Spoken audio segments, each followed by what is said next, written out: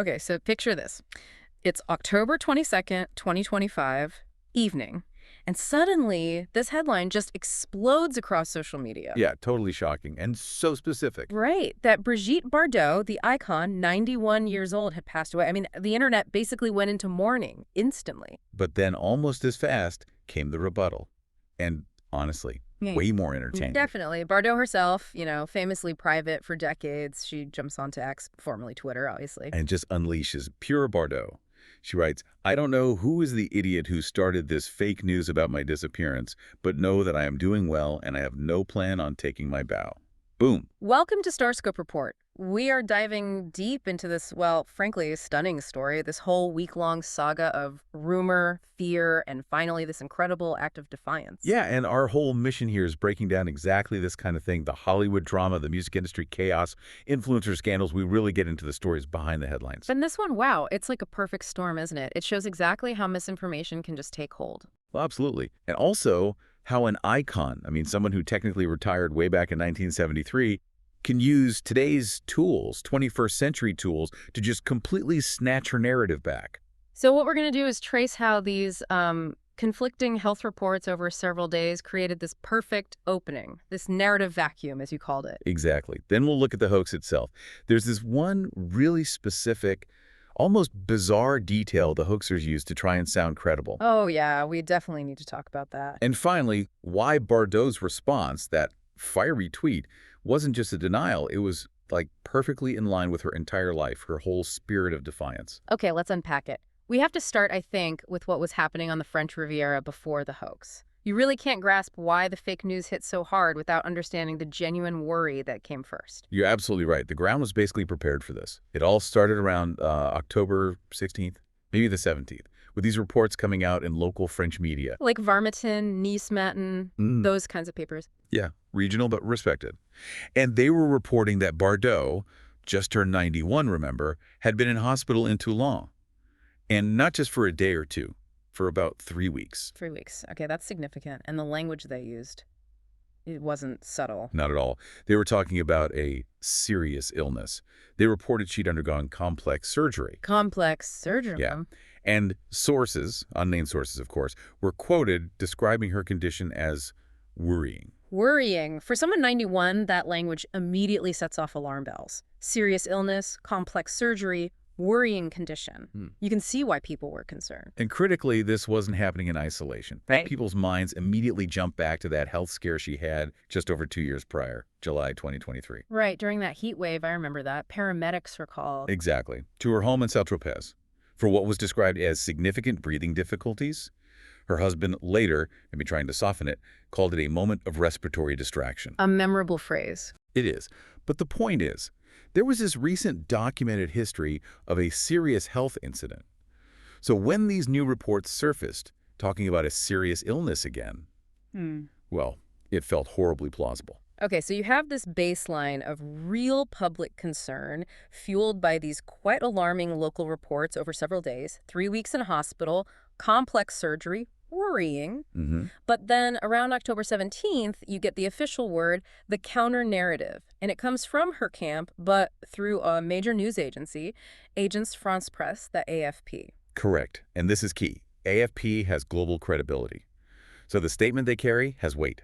And what did that statement say? Because it sounds like it was pretty different. Oh, completely different tone. It directly contradicted those earlier reports. It claimed she'd only had a minor surgery. Minor, after reports of complex. Exactly. And that the minor surgery went particularly well. They even emphasized she was already back home, resting comfortably in Saint-Tropez. Okay, hold on. I mean, isn't that just standard procedure? Protecting an elderly icon's privacy. Maybe complex was an exaggeration by the initial sources and minor was the reality, just downplayed slightly. Are we sure the official statement was misleading or just, careful? That's a really fair point. And the intention behind the official statement was almost certainly protective.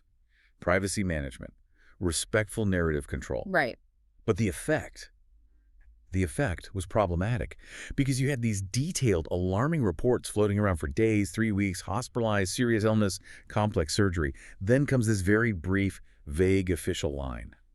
Minor surgery, all good, home now. It feels thin compared to the earlier details. Precisely. It didn't fully address or dispel the level of concern already generated. And that gap, that disconnect between the alarming unofficial details and the reassuring but vague official statement, that's what created this narrative vacuum. A narrative vacuum. Yeah. Okay, explain that term a bit more. Sure. Think of it like this. Misinformation, rumor, fake news. It rushes in to fill spaces where clear, trusted information is missing. Like nature abhors a vacuum. Kind of, yeah. Yeah. The public had been primed to expect bad news, or at least serious news. They knew about the 3-week hospital stay. They heard complex surgery. The official minor surgery line, while possibly true, didn't feel substantial enough to counter the earlier narrative's gravity. It left this lingering uncertainty. So people didn't fully trust the reassuring official statement because it didn't seem to match the previous details they'd heard. Exactly. And that uncertainty, that vacuum, became the perfect breeding ground for something worse. The death hoax wasn't just some random malicious act that came out of nowhere. It felt, to those spreading it or believing it, like a logical next step given the perceived lack of transparency. They filled the vacuum with the worst possible conclusion. Wow. Okay, that makes a chilling kind of sense. The lack of convincing detail basically backfired. People looked elsewhere for answers. And found them in the hoax. Which brings us right to the hoax itself, October 22nd. And the source, this is where it gets really interesting, right? The way they tried to make it sound believable. Well, yeah, absolutely fascinating in a grim way. So the claim originates with a French influencer, he's 27, named Anis Zitouni, runs a celebrity gossip account under the name Aqababe. Aqababe. Okay, and he posts this on X. Yep, posts it as an exclusive. Oh. Claims Bardot has passed away. But it wasn't just Brigitte Bardot dead. He added something specific, didn't he? Something weirdly concrete. He did. And this is the crucial bit for making a hoax stick. He added this fabricated detail. Her coffin was ordered in Saint-Tropez in the 09 Ariège department. Saint-Tropez in Ariège, Department 09. I mean, why? Why that specific place? It sounds so random. That's the point. It's what I'd call like perverse genius in disinformation. Yeah. He didn't just say she died. He invented a specific, verifiable sounding logistical detail. The town name, the department number. It gives the claim this completely false coding of credibility. It sounds like inside information, like someone involved in the arrangements leaked it. Exactly. It makes the rumor feel sourced, traceable, specific. Not just gossip. It's a classic misinformation tactic. Make the details oddly precise, even if they're totally made up, and people are more likely to buy the whole story. It's like saying the getaway car was a blue 1998 Ford Escort with a dent in the passenger door versus just a car sped away. The details make it seem real. That's it, precisely. It's a performance of being an insider. But what's almost as telling is what happened after Bardot fired back with her denial just a few hours later. Did he immediately retract? Apologize? Yep. He deleted the original post, yes. Yeah. But retract, apologize. Absolutely not. So what did he do? He doubled down, essentially. He posted a follow-up. In it, he suggested, well, maybe Bardot doesn't actually control her own X account. Oh, come on. Right. And he basically said, just wait. Wait until the AFP, the official news agency, the one whose earlier statement he implicitly ignored, wait until they officially announce the death. He tried to position himself as the real truth teller. Wow. So instead of admitting he was wrong, he tried to create a conspiracy, a cover-up. Exactly. And you have to look at this through the lens of the modern attention economy, right? For an influencer whose brand is built on exclusives and being in the know, admitting a massive hurtful error like this, that's a huge blow to credibility. More damaging, potentially, than trying to spin it into, I knew the truth, they're just hiding it. That seems to be the calculation. He's sacrificing truth for engagement.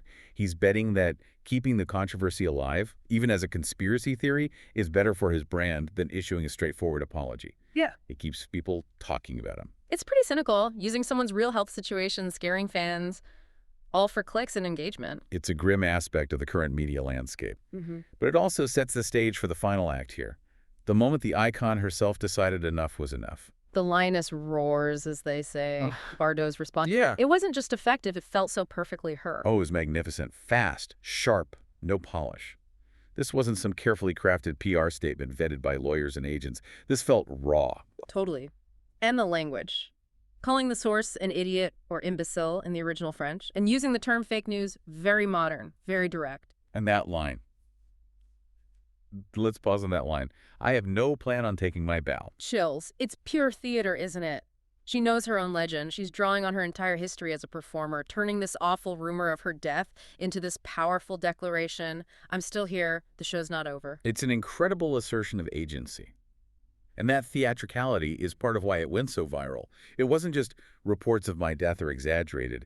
It was a performance of defiance. And how she delivered it is just as important, right? Using X directly. Absolutely critical. Think about it. Yeah. She completely bypassed the traditional media, the newspapers, the news agencies, the very system that arguably created the initial confusion with those conflicting reports. Yeah, the serious illness versus minor surgery mess. Right. She just went straight to the public, unfiltered, unedited. It was a totally 21st century move, seizing control of her own story directly, maximum impact. It's fascinating to see this star, who turned her back on the spotlight nearly 50 years ago, use the most modern of platforms so effectively. And you really cannot separate the tone of that tweet from her life's work since she retired from film, her second act. As this incredibly fierce animal rights activist. Exactly. For 5 decades, through her foundation, Brigitte Bardot, she's been engaged in what you can only really call moral combat. She goes after governments, hunters, anyone she sees harming animals, and the language she uses. It's famously strong. She calls people monsters, assassins, very black and white, no compromise. So when you look at how she fights those battles, it's the same pattern, isn't it? She identifies an enemy, could be seal hunters, could be this influencer spreading lies. She condemns them utterly, uses that powerful, often emotional language, and she states her position forcefully. No apologies, no backing down. So the tweet wasn't just a one-off moment of anger. It was her standard operating procedure applied to a new kind of act.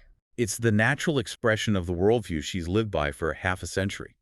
That fierce, uncompromising spirit, it's like a confirmation. The defiant woman from and God-created woman.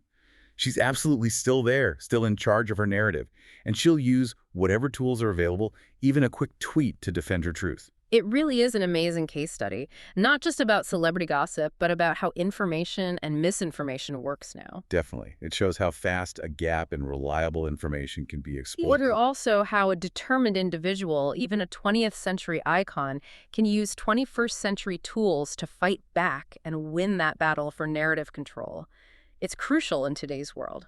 And maybe the final thought to leave people with is this. In an age where everyone's struggling to manage their own story online against this flood of fakery, perhaps Brigitte Bardot at 91 just showed us the key. Maybe it's simply a lifetime of fierce, unapologetic authenticity.